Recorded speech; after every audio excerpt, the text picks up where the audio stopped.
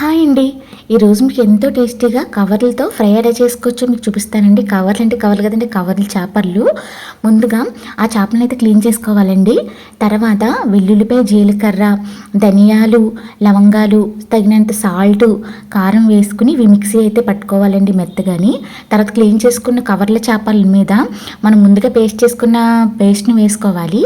పేస్ట్ని వేసుకుని ఒక నిమ్మకాయ అయితే మనం పిండుకోవాలండి. నిమ్మకాయ పిండుకోవడం వల్ల చేప స్మెల్ అనేది ఉండదండి.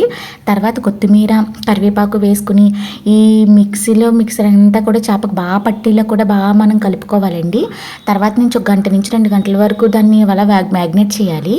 తర్వాత ఒక పాన్ మీద షాలో ఫ్రై చేసుకోవాలి.